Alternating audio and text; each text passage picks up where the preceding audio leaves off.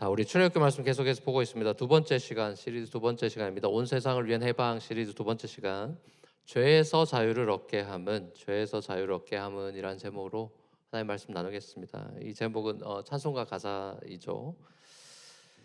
제가 한국을 잠깐 다녀오면서 한국 사회가 어떻게 되고 있는지 그걸 잘 볼 수 있는 게 여러 가지 뭐 전시회라든지 아니면 특별히 서점 이런 데 가면 이제 시대를 잘 볼 수 있는 것 같아서 항상 서점을 많이 갔고, 이번에도 많이 자주 갔었는데, 나와 있는 뭐 서적들이나 소위 베스트셀러라고 하는 것들 이렇게 뒤적뒤적 해보니까 인간관계, 또 뭐 소통, 뭐 내면 치유, 이런 쪽에 그런 책들이 많이 있더라고요. 또 베스트셀러 넘버원, 계속 뭐 넘버원 하는 책도 쇼펜하워, 40 넘어서 읽는 쇼펜하워인가, 뭐 50 넘어 읽는 쇼펜하워, 그 책이 계속해서 1등을 하고 있더라고요.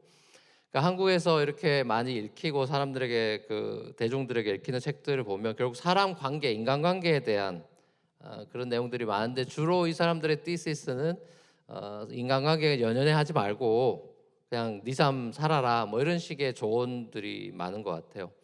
40이 넘고 뭐 50이 넘고 이렇게 중년이 넘어가면 인간관계에 너무 연연해 하지 말고 그냥 차라리 혼자 사는 게 낫다는 식으로 쇼펜하우는 약간 그런 식의 사람이잖아요. 그러니까 그런 식의 조언들이 많이 있는 것 같아요. 그러니까 뭐 인간관계에 지쳤다 이런 표현, 그런 느낌을 많이 받는 것 같습니다. 자, 근데 이제 제가 그런 류의 책들을 보고, 그런 강의도 이제 그런 소통에 관한 강의들도 많고, 그래서 그런 거 운전하면서 가끔씩 들어보고 이러면 약간 동의가 되는 부분도 많이 있지만, 가만히 이제 멈춰서 생각하면은 맞는 말 같다가도 뭔가 굉장히 찜찜한 구석이 많은 것 같아요. 그러니까 죽을 때까지 사실 인간관계를 우리가 포기할 수 있는 것도 아니고, 혼자 살 수 있는 것도 아니고, 무인도 가서 살 수 있는 것도 아니고, 또 여러분의 뭐 해보셔서 아시겠지만 인간관계라는 게 뭐 내가 나만 잘한다고 되는 것도 아니고, 깔끔하게 맺고 끊고 되는 것도 아니고, 그러니까 이게 그렇게 말처럼 쉽지가 않죠. 또 깨어진 관계들, 우리가 살아가다 보면 뜻하지 않게 깨어지는 관계들이 생기기도 하고 그러는데, 또 우리 속담에도 있듯이 원수는 외나무다리에서 만난다고, 어디선가 또 마저 껄끄러운 사람을 만나게 되는 경우도 있죠. 저도 살다가 그런 경우들이 있었습니다. 자, 가정이나 교회나 또 직장 생활이나 또 모든 문제의 핵심에 인간관계가 자리 잡고 있다라고도 뭐 해도 과언이 아닐 텐데, 요즘은 이런 인간관계에 대해서 뭐 MBTI 이런 게 유행하니까 이제 뭐 E라서 그렇다, 뭐 I라서 그렇다, T라서 그렇다, F라서 그렇다, 이런 여러 가지 말들도 많이 하는 것 같습니다. 자, 근데 많은 책들이나 또 소통 강사들의 그런 인문학 강연이나 이런 데서 제가 들으면서 항상 부족함을 많이 느끼는 게 뭐냐 하면은, 그런 모든 인간관계에 이 사람들이 이런 조언도 주고 솔루션도 주고 하는 그런 여러 가지 강의들을 들을 때마다 많이 아쉬운 게, 결국은 핵심을 건드리지 않는구나. 이 모든 문제의 핵심에 죄라는 것이 있는데 대부분은 이걸 간과하고 있는 듯한 인상을 많이 받았어요. 죄의 문제를 잘 건드리지 않는다. 시대를 뛰어넘는 최고의 인문학 책이라고 누구나 이야기하고, 또 영원한 베스트셀러, 스테디셀러라고 할 수 있는 성경에 또 보면 수많은 인간관계의 그런 프로블럼들이 다 나와 있죠. 창세기 첫 장부터 나오죠. 계속 이제 그 죄의 문제가 들어오고 나서부터는 가인 아벨 이야기부터 해가지고 인간관계 깨어지는 얘기 즐비하죠. 뭐 야곱 가정, 아브라함 가정, 뭐 전부 다 그런 얘기죠. 그리고 신약에 와서 교회 얘기들이 나올 때도, 교회도 여러 가지 문제들, 뭐 고린도 교회가 대표적이고 여러 가지 교회 문제들이 많으니까 거기 리스판스 하느라고 사도 바울이 계속 편지 쓰는 것들이 많이 나오죠. 또 구약도 신약도 일터의 프라블럼이 많아요. 뭐 일터 프라블럼 제일 많은 게 다윗 왕 얘기, 다윗 얘기들을 쭉 보면 시기, 질투, 인간관계, 뭐 이런 것들이 뭐 성경 하여튼 즐비합니다. 폈다 그럼 전부 다 인간관계의 프라블럼이 나와요. 근데 이제 이런 모든 것들이 성경은 딱 깔때기죠. 이 모든 프라블럼의 핵심에 죄라는 것이 있어서 그렇다라고 전곡을 찌르는 겁니다. 그러니까 죄라고 하는 것이 우리가 생각하는 것보다 훨씬 더 큰 파워고, 이 파괴력이 있다는 거죠. 죄가 한 인생을 망가뜨리기도 하고, 또 다른 사람을 망가뜨리기도 하고, 세상을 망가뜨리는, 결코 우리가 가볍게 여길 수 없는, 간과할 수 없는 것이 죄다. 근데 요즘은 이제 교회 강단에서도 이 죄에 대해서 뭐 지적하거나 이런 그런 목소리들, 정죄하는 목소리가 많지 않고, 불편하게 하고 건드리니까요. 주로 위로나 격려의 메시지들이 넘쳐나기 때문에 죄에 대한 그런 파괴력에 대한 경고의 메시지가 예전 설교들보다는 많이 적어진 것 같긴 합니다. 저도 이런저런 설교들을 들어보면 하나님의 사랑의 메시지는 많고, 또 찬양곡들도 그런 곡들로 많이 이제 프로듀스가 되고 있지만 정작 하나님의 성품 중에 가장 중요한 거룩이라든지 또 공의, 또 인간들의 비참함에 대한 어떤 그런 내러티브에서 나오는 죄에 대한 어떤 고백들, 반성, 회개, 자, 이런 것들에 대한 찬송가는 많아 보이지 않아요. 그런 찬양은 CCM계에서는 특히나 더 많아 보이진 않습니다. 다 내가 뭐 위로받고 뭐 은혜 받고 이런 얘기가 많죠. 자, 사람들은 대부분 자기는 큰 문제가 별로 없다고 생각하면서, 어떻게 보면 착각이죠. 그렇게 착각하면서 자기 최면 가운데 살아가는 것 같습니다. 내가 그렇게까지 큰 죄인이라고 잘 생각하지는 않는 거예요. 전도해 보면 알 수 있고 사람들과 대화해 보다 보면 본인이 그렇게까지 큰 죄인이라고는 잘 여기지 않는 것 같아요. 내가 무슨 그렇게 큰 뭐 죄를 지은 적이 없다. 나름 그래도 착하게 잘 바르게 살아왔다. 자, 이런 자부심이 더 많지 본인이 처절한 죄인이다라는 생각을 하는 사람이 많지 않은 것 같아요. 부부 관계에서도 드러나는 것 같습니다. 잘 변하지 않는 것 같은 상대방 배우자, 이 고집이 왜 이렇게 세노 하는 이 배우자를 탓하지 자기 자신을 잘 탓하지 않죠. 부모 자식 간에서도 이 말 안 듣는 자식을 보면서 이게 누구한테서 나왔냐, 자기한테서 나왔는데 자기한테서 마치 안 나온 것처럼 배우자를 욕하죠. 이게 당신 닮아서 이런 거라, 이런 식으로 나오죠. 아니, 전 아닙니다. 왜 웃으세요? 너무 리얼하게 제가 말씀을 다 배우자를 탓한단 말이에요. 직장 생활도 마찬가지죠. 꼰대 같은 상사를 욕하지 회사 그냥 돈 벌러만 가는 자기 자신을, 회사에 충성하지 않고 회사가 잘 되기를 정말 진심으로 기도하고 그런 게 아니라 그냥 돈 벌러 가는 자기 자신을 다 돌아보진 않죠. 인간의 자기중심성이라고 하는 이 죄의 본질을 우리가 일상생활 가운데서는 잘 감지하지 못하고 그렇게 넘돼서 살아가는 것 같아요. 그러니까 문제의 핵심에는 이 죄의 문제가 있는데 이 코어를 안 건드리고 그냥 관계 개선을 위해서 I는 이렇게 해라, E는 이렇게 해라, 뭐 T는 어떻게 하고 이런 걸 줘봐야 이게 반창고 바르는 것밖에 안 되기 때문에, 그리고 환경을 바꿔라, 집안에 거실에 TV를 없애라부터 해서 뭐 그런 게 다 조언이 필요한 걸 수 있지만 그걸로 근본적으로 해결이 안 된다는 거죠. 결국 인간관계의 문제라는 것이 예수님 올 때까지 계속 우리 삶의 프로블럼으로 자리 잡고 있을 텐데, 자, 우리가 이제 이런 것들을 맞닥뜨릴 때 그럼 어떡할 거냐, 이런 근본 해결책에 대한 고민을 좀 해봐야 되겠죠. 결국 이제 성경이 그런 얘기를 하는 겁니다. 우리가 복음에 대해서 온전하게 이해해야만 이것들을, 인간관계나 이런 것들을 해결해 나가는 관점이 달라지고 그 해결해 가는 솔루션이 달라진다는 거예요. 인문학자들의 그 어프로치와 우리의 신학적인 어프로치가 다르다는 거예요. 이게 훨씬 더 영향력 있고 지속 가능한 모델일 수 있다는 것을 전 성경에서 확신하게 돼요. 그러니까 중요한 것이 복음에 대한 온전한 이해예요. 여러분, 복음이라는 거 교회만 오면 듣는 얘기인데 여러분이 복음을 잘 알고 있다고 생각하지만 복음이 실제 삶에서 작동하느냐는 또 다른 얘기입니다. 근데 여러분, 복음이 복음된다는 건 핵심 메시지가 뭐예요? 굿뉴스라고 그러잖아요. 왜 굿뉴스입니까? 우리 삶에 배드뉴스가 있기 때문이죠. 우리가 너무너무 해결이 안 되는 부분이 있기 때문에 복음이 필요하기 때문에 복음이라고 얘기를 하는 거잖아요. 그렇죠? 굿뉴스. 그 굿뉴스의 핵심을 사도 바울은 십자가 부활로 봤죠. 예수님이 이 끊어지지 않는 끊임없이 죄를 쏟아내는 인간들의 이 죄 프로블럼을 위해서 이 땅에 오셔서 인간들의 죄를 다 뒤집어 쓰고 십자가에서 형벌을 받고 죽으셨다. 그래서 이 죄에 대한 모든 것들을 해결하셨다라는 게 십자가 복음의 핵심이고, 그리고 그 죄가 해결되는 것은 이제 과거의 청산이고, 예수님은 과거를 청산하는 걸로 만족하지 않고 거룩하고 새로운 삶을 살아가는, 원래 하나님의 형상대로 살아가는 이 더 파지티브한 면이 있죠. 자, 이것은 이제 부활이 우리에게 조명해 주는 거죠.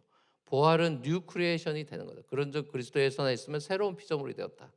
뉴 크리에이션으로 살아가는 삶의 이야기, 이게 이제 새롭게 쓰여진 이야기, 이거 사실 이 출애굽기에서 나오는 다 똑같은 얘기입니다. 자, 복음의 능력이 우리를 변화시킬 수 있다. 이게 이제 성경의 주장인데, 예수 그리스도의 보혈만이 인간의 죄를 씻고 그 보혈의 은혜를 경험한 사람이 더 이상 죄를 짓고 싶지 않은 그 마음이 생기는, 자, 이런 방식이죠. 은혜가 우리를 다미네이트 해야만 그 복음의 은혜 속에서 죄와 싸울 수 있는 힘이 생길 수 있다.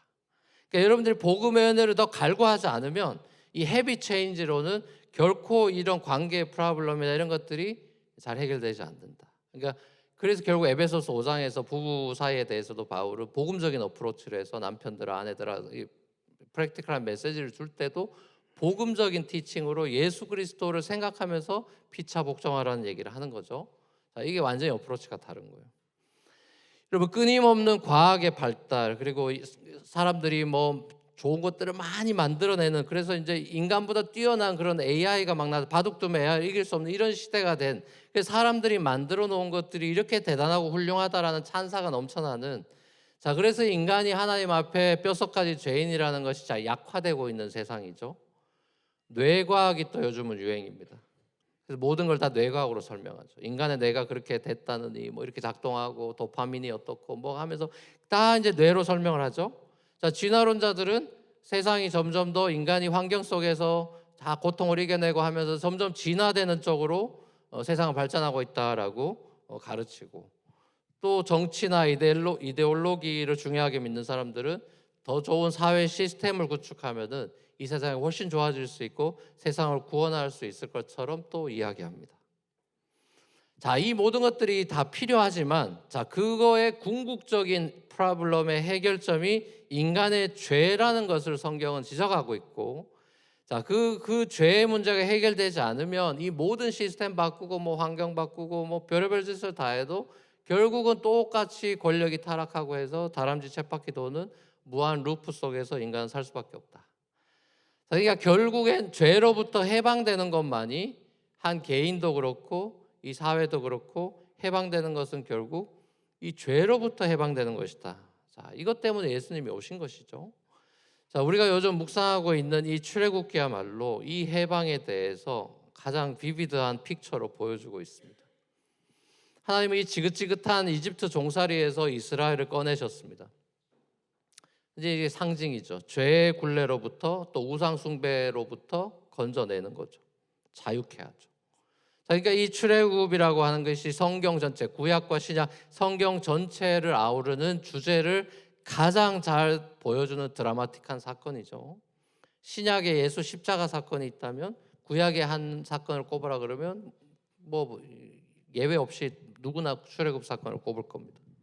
자, 출애굽은 하나님께서 인간을 지으신 목적에 반해서 세상이 만들어내는 제국은, 하나님을 등진 제국들은, 하나님의 이 세상 나라는 결국 인간을 착취하고 생명을 죽이고 하는 이런 시스템이다. 자, 거기서 우리가 해방될 필요가 있다. 인간이 바로를 섬기거나 또 이집트에 있는 우상을 섬기도록 그렇게 살아가도록 지음받은 존재가 아니라 창조주 하나님을 예배하고 섬기면서 서로를 내 이웃을 내 몸과 같이 사랑하는 공동체로 살아가는 하나님의 뜻이다. 이걸 이제 출애굽기도 다 보여주는 거 아닙니까? 자, 오늘 본문이 이제 결국에는 이 6월절 얘긴데 이게 열 재앙하고 다 연결되어 있죠. 여러분 잘 아는 이제 이집트의 열 재앙이 있잖아요. 이 열 재앙이라고 하는 하나님이 하나님 되심을 드러내는 거죠. 하나님 되심이 그냥 히브리 민족의 신이 아니라 이집트 사람들한테도 똑똑히 보여주는 거죠. 만물을 다스리고 모든 걸 통치하시는 하나님. 이집트와 이스라엘 사람들 모두에게 하나님이 창조주 하나님이라는 것을 이제 이 10가지 재앙으로 드러내는데, 그 마지막 재앙이 여러분 잘 아는 장자 재앙, 초태생 재앙이라고 하는 첫 번째 firstborn이 다 죽는, 자, 요 세팅에서 이 패스오버 6월절이라는 게 나오죠. 바로의 맏아들부터 죽습니다. 킹 페라오의 그 firstborn부터 죽죠. 그걸 비롯해서 첫째 아들들, 그 다음에 짐승의 첫 새끼들, 그걸 다 해서 이제 초태생이라고 해요. firstborn. firstborn은 무조건 다 죽어요.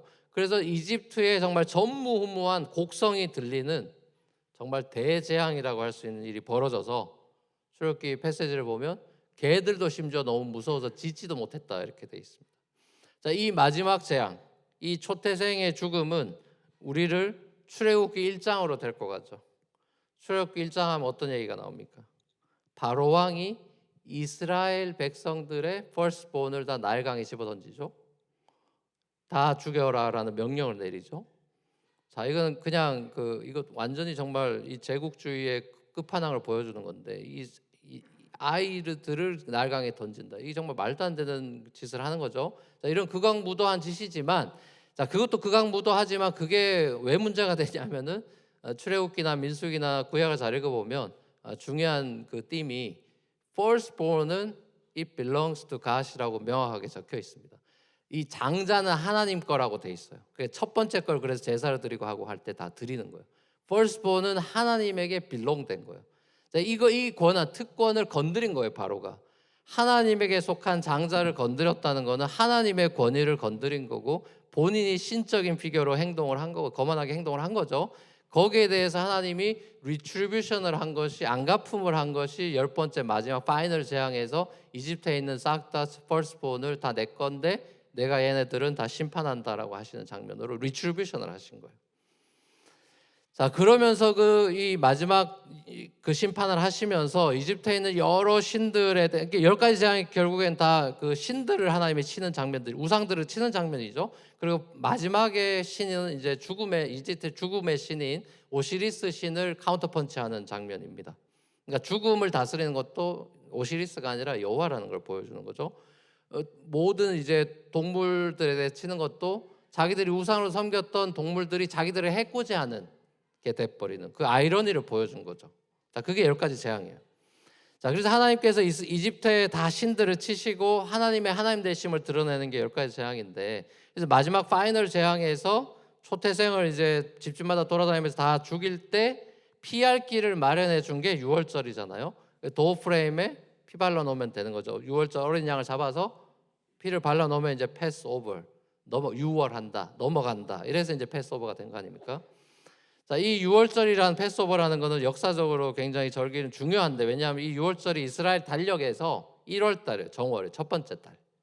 그러니까 이스라엘의 달력은 유월절부터 시작하는 거예요. 이게 하나님의 뜻이에요. 자, 근데 이제 나중에 신약으로 넘어오면 예수님이 십자가에 달려 돌아가신 그때가 유월절이죠. 그래서 우리가 성금요 예배 드리고 이스터 할 때 항상 패스오버랑 겹치잖아요. 자, 이 유월절 만찬 하신 것이 출애굽 사건을 연상시키는 것이죠. 그러니까 쉽게 말하면 예수 십자가 사건이 세컨 엑소더스, 아니 뉴 엑소더스, 아니 트루 엑소더스라고 말할 수 있는, 이스라엘만 꺼내는 게 아니라 모든 죄 굴레에 있는 모든 민족을 엑소더스 시키는 진짜 출애굽이 십자가에서 일어났다.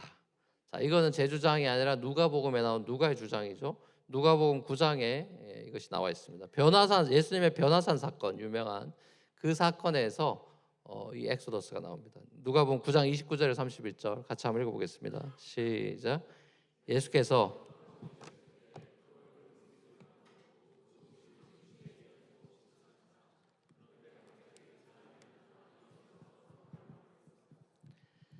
그들은 모세와 엘리야였다.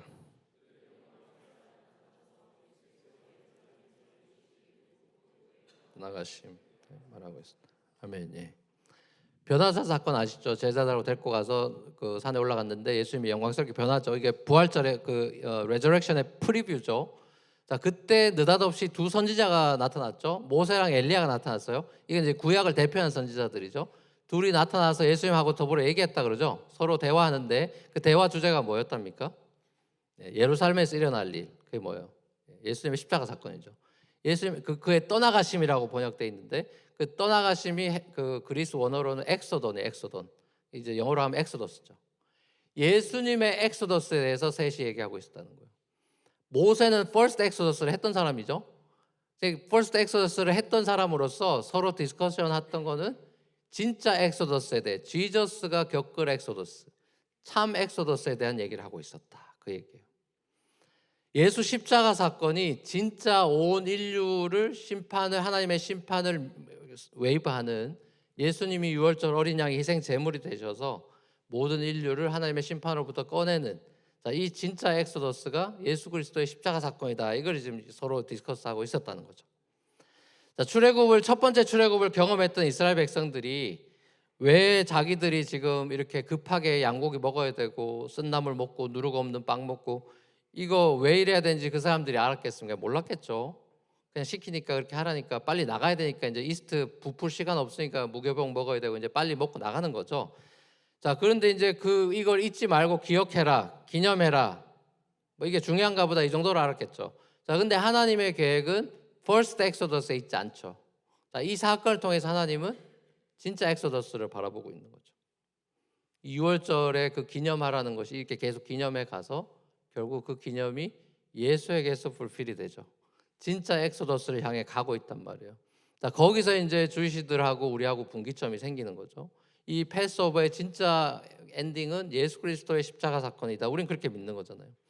하나님의 진짜 엑소더스가 여기서 펼쳐졌다.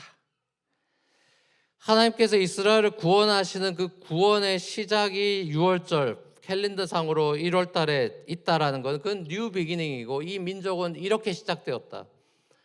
너희들의 정체성은 이렇게 시작된 거다. 6월절부터 너희 나라가 시작된 거다. 이건 뉴 크리에이션이죠.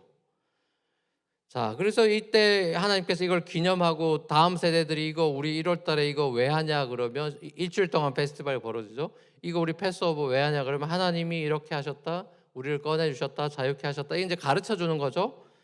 자, 우리가 십자가 사건을 우리가 성금요 예배나 이런 거 하면서 기념합니다. 그리고 이 주일 예배를 통해서 사실 레저렉션을 기념하고 기억하라고. 자, 그걸 또 보여주신 게 성찬식을 6월절 만찬하시면서 예수님이 성찬식을 기념하라고 얘기해 주시죠. 6월절 기념하라는 얘기나 성찬식 기념하라는 얘기나 이게 연결이 되죠. 그러니까 이게 출애굽도 그렇고 예수 십자가 사건도 그렇고 역사 속에 한 번 일어난 단회적인 사건인데 그 의미와 효력, 그것이 미치는 효력은 영원하다 이거예요. 이게 굉장히 중요한 거예요. 한 번 일어난 사건이지만 출애굽도 한 번 일어난 사건이고 십자가 사건도 한 번 일어난 사건이지만 구약을 잘 읽어보십시오. 구약 내내 출애굽 얘기합니다. 시편 같은 데는 정말 다미네이트하고요. 신약도 결국 사도 바울의 티칭을 통해서 예수 십자가 사건을 계속 리핏하면서 그게 어떤 의미인지 우리에게 가르쳐주죠. 성경의 마지막 엔딩을 보십시오. 요한계시록에 천상에 다 모여가지고 모든 생물과 24장로들과 함께 하나님 앞에 보좌에 그 면류관 던지면서 찬양하고 예배하는 그 그레이트 그 엔딩을 보면 거기에 천상의 예배에서 예배의 대상이 누굽니까? 성부와 성자와 성령인데 거기 성자는 어떻게 디스크라이브 되죠? 죽임 당한 어린 양으로 디스크라이브가 돼요. 죽임 당한 어린 양, 슬레인 램에 슬레인 램. 6월절 어린 양에게 경배하고 찬양합니다. 우리의 구원자 되신 예수 그리스도 십자가의 예수를 찬양하는 거예요. 그리고 그 보좌에 앉으신 예수님의 손에는 못자국이 있는 거죠. 그러니까 결국 이 십자가 은혜는 한 번 예수님이 죽고 살아나셨다라는 그 히스토릭 모멘트, 그게 굉장히 결정적이지만 그것의 그 의미와 효력은 우리 지금 2000년이 훌쩍 뛰어넘은 저와 여러분들에게도 영원히 지속되는 기념되어야 되고 찬양되어야 될 영원한 복음의 주제죠. 이게 너무너무 중요한 거예요. 여러분 우리가 절기를 지킨다는 거나 또 성찬식을 거행한다는 거나 아니면 이렇게 모여가지고 매주 주일 예배 드린다는 것 이런 형식이 있고 리추얼이 있잖아요. 자, 이거 왜 합니까? 종교적인 행위입니까? 자, 이런 리추얼을 정기적으로 성찬식도 하고 이런 예배도 주일 예배도 모이고 하는 것들은 다 우리가 창조주 하나님을 기억하게 하기 위함이에요. 안식일을 하나님이 주시고 하신 이유는 창조주 하나님 그리고 무엇보다도 이제 창조주가 우리를 위해 죽으셨다. 우리를 구원해 내셨다라고 하는 그 구원하시는 구속자 하신 하나님을 기억하게 하고 그리고 내가 어떻게 구원받았는지 내가 어떻게 새로운 피조물이 됐는지 또 내가 그러면 어떻게 살아가야 되는지 이거를 계속해서 constantly 리마인드 해주는 게 리추얼의 힘이에요. 여러분 리추얼은 계속 반복할 때 거기서 힘이 나오는 거거든요. 주일 예배를 여러분이 계속해서 이렇게 반복적으로 드리면서 똑같은 짓을 하고 있는 것 같지만 그렇지 않아요. 이 리추얼은 굉장히 힘이 셉니다. 습관과 반복이 오래되면 그것이 여러분의 삶이 되는 거예요. 라이프 스타일이 되는 거거든요. 그러니까 여러분들이 이 주일 예배에서 리추얼을 잘 드리는 것이 여러분의 삶에 있어서 굉장히 중요한 임팩트가 돼요. 여러분 우리가 여행을 가거나 우리가 모임을 하거나 할 때 자주 하는 말이 있어요. 저도 자주 하는 말이에요. 이번에도 한국 갔을 때 까먹은 적도 있고 그런데 이 모였을 때 우리가 제일 많이 하는 얘기가 뭐냐면 남는 건 사진밖에 없으니까 사진 찍자 이렇게 돼요. 까먹어. 근데 어떤 때는 모였을 때 바로 찍어야 되는 경우도 있는 것 같아요. 막 놀고 어쩌고 저쩌고 하다 집에 우리 사진 안 찍었다 이렇게 되는 경우도 많았던 것 같아요. 남는 건 사진밖에 없다. 그래서 이제 저도 사진 그 핸드폰에 막 수만 장이 있는 것 같아요. 이게 그 사진들이 옛날부터 해가지고 지금까지. 근데 이제 그 아이폰이 막 띄워주잖아요. 뭐 리마인더로 이렇게 뭐 옛날 거 이렇게 띄워주고, 페이스북 거도 띄워주고 뭐 이렇게 막 띄워주잖아요. 그래서 이제 보면은 제 사진 같은데 제가 아닌 것 같아요. 굉장히 날씬하고 이건 뭐지? 헬스하고 훈남 같아 보이는 누군가가 등장을 하고. 그래서 와, 이게 이런 시절이 있었구나. 우리 애들도 뭐 돌잔치 하던 거나 무슨 뭐 2살 3살 이렇게 보면은 얘가 이렇게 이쁘고 참 말도 잘 듣고 그랬던 것 같은데 이러면서 또 막 행복하고 씁쓸하기도 하고 막 그런 모멘트들이 오죠. 시간이 이렇게 빨리 지나갔구나. 10년 뭐 20년이 이렇게 후다닥 지나갔구나. 사진을 보면서 그런 걸 느낄 때가 많은 것 같아요. 응답하라 1988 드라마에서 자주 흘러나오는 동물원의 해화동이라는 노래가 있습니다. 거기 보면 노래 가사가 계속 리핏되는 게 뭐냐면 우린 얼마나 많은 것을 잊고 살아가는지, 우린 얼마나 많은 것을 잊고 살아가는지, 이런 가사가 나오거든요. 진짜 그런 것 같아요. 많은 걸 잊어요. 소중한 것들을 많이 잃어버리는 것 같아요. 특히 저는 십자가 사건이 그렇다고 생각합니다. 십자가 사건이 아득한 옛날 이야기가 돼서 내가 세례받을 때 감격했던 이야기, 지금은 내게 그렇게까지 절절하게 다가오지 않는 이야기가 되어 있을 가능성이 꽤 있는 것 같아요. 마치 광야 이스라엘 백성들이 홍해를 건넜던 출애굽 6월절의 사건을 아득한 옛 이야기로 기억하고 불평 원망으로 충만하게 살다가 죽었던 것처럼 그럴 가능성이 우리에게 많은 것 같아요. 그래서 하나님은 계속해서 기억하라고 구약에서 그렇게 계속 강조하시는 거예요. 제가 설교 때도 여러 번 말했고, 제가 만든 제 마음속에 명언 1호가 있어요. 제 스스로에게 이거 진짜 괜찮은 말이다. 제 스스로에게 말하는 것 중에 기억하는 제 마음속의 명언이 하나가 뭐냐 하면은, 왜 자꾸 기억력이 떨어지고 기억을 못할까? 그래서 저도 그런 고민을 많이 했거든요. 왜 이렇게 은혜를 잊어버리고 정신을 못 차리지라고 생각을 하면서 가만히 생각해 보니까 기억하지 않으니까 기억나지 않는 거더라고요. 어느 날 갑자기 기억이 안 나는 게 아니더라고요. 쭉 기억을 안 했어요. 그냥 살았던 거죠. 기억하려니까 기억이 안 나요. 매일 기억하면 기억이 안 날 수가 없습니다. 근데 이제 그걸 어떻게 할 수 있냐면, 여러분을 해코지 한 사람은 잊으라 그래도 못 잊어요. 20년이 지나도 그 사람은 그 장면까지 또렷이 기억이 납니다. 왜요? 잊을만 하면 기억하고 잊을만 하면 기억했기 때문에. 여러분, 소중한 걸 기억하지 않으니까 기억이 나지 않아요. 십자가 사건이 저는 그렇다고 봅니다. 이게 지금 컨스탄 리마인더의 시간이라니까요. 성찬식, 주일 예배, 십자가 은혜를 기억하는 시간. 결국 이런 절기와 리추얼의 힘은 하나님을 위해서 하기보다는, 하나님은 경배받을 필요가 없는 분이죠. 영원토록 영광 가운데 계신 분이잖아요. 우리에게 예배를 요구하거나 리추얼을 요구하는 것은 결국 우리를 위함이죠. 우리가 망가지지 않게 하려고, 우리가 교만해지고 또 엉뚱한 짓 하지 않게 하기 위해서. 그래서 하나님이 우리에게 이런 자리를 자꾸 부르시는 거예요. 우리를 새롭게 하시고 우리를 리마인드 시켜주고 우리를 리뉴얼 해주시기 위해서. 그래서 구약엔 카버넌트 리뉴얼이 그렇게 많은 거예요. 계속 재헌신하고 카버넌트를 재언약하고 리뉴얼하고. 여러분, 결혼관계에서 애니버서리가 그런 거죠. 10주년, 20주년, 30주년 가면서 그 사랑의 언약이 더 뚜렷해지고 더 감사가 많아지고, 그 처음에 결혼했을 때보다 지금이 더 사랑스럽고 더 감사하고, 그게 정상이잖아요, 부부관계에서. 우리 신앙생활이 그런 거죠. 십자가 내가 처음에 예수님 만났을 때가 맥시멈이 아니라 그때가 시작에 불과한 것이고, 그 복음의 깊이와 은혜가 점점 커져가는 것이 정상적인 신앙생활이죠. 그게 성화라는 것이죠. 사랑하는 우리 뉴프런트 교회 성도 여러분, 예수님께서 우리 삶에 있는 여러 가지 죄의 문제들을 해결해 주시는 분이고, 그 문제를 해결했다고 선언한 것이 십자가 사건이죠. 우리를 거기서 죄의 문제에서 꺼냈다라는 것이 십자가 사건이죠. 자유케 해주셨죠. 그리고 우리 죄를 용서해 주셨다라는 것이 용서의 복음이죠. 더 이상 우리가 세상 종로를 타는 이집트 그런 왕국 노예살이로 살아가는, 근근히 살아가는, 그래서 우상도 건드리고 뭔가 만족을 위해 찾아가는 그런 삶이 아니라, 이제 여호와 하나님을 만나버렸고 예수를 만나서 예수를 위한 삶에서 누리는 그 감사함과 기쁨과 그 평안함, 세상이 알 길이 없는 이 자유, 이 평안, 이거를 맛보게 하시는 것이 하나님의 섭리고, 그것을 가장 적나라하게 맛볼 수 있는 것이 이런 예배 시간이고 기도 시간이고 수련회 시간이고 이런 거죠.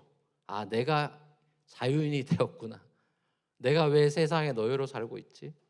하나님이 나를 자유케 해주셨는데 나는 왜 이 해방의 복음을 누리지 못하지? 깨닫고 나를 자유케 하시는 주님 앞에 엎드리고 은혜를 다시 구하고 리뉴얼이 되면서, 하나님, 이젠 제가 죄의 종살이로, 죄의 종로를 타며 살지 않고 죄를 이기며 십자가 붙들고 주님이 주신 승리를 맛보는 일주일을 살고 싶습니다. 그래서 사실 우리가 이 주일에 나와서 기도할 때는 하나님, 지난주에 제가 이렇게 잘못했습니다라도 또 기도해야 되지만, 하나님 은혜로 이렇게 살 수 있어서 감사합니다라는 기도가 사실은 더 많아야 돼요. 제가 주님께 이렇게 살아낼 수 있도록 은혜 주시고 성령으로 충만하게 해주셔서 감사합니다라는 기도가 사실은 더 많아야 돼요. 맨날 잘못했다는 얘기만 많이 하는 게 아니라, 하나님의 은혜로 제가 일주일 동안 이런 것도 할 수 있었고 저런 것도 할 수 있었고 이런 것도 할 수 있었고 너무너무 감사합니다라는 기도도 훨씬 더 많아야 돼요, 여러분. 절망 가운데 사는 인생이 아니기 때문에 우리는 소망을 향해 가는 사람들이고 성화되어 가는 사람들이고 하나님 나라에 가까이 가는 사람들이죠. 자, 그게 되려면 십자가로부터 출발해야 됩니다. 날마다 십자가를 묵상하고 이 어메이징 그레이스를 붙잡고 날마다 새롭게 하시는 주님의 은혜를 구하면서 승리케 하신 십자가의 은혜를 영원토록 찬양하며 행진하며 나아가는 저와 여러분의 삶이 될 수 있기를 우리 주님의 이름으로 간절히 축원합니다.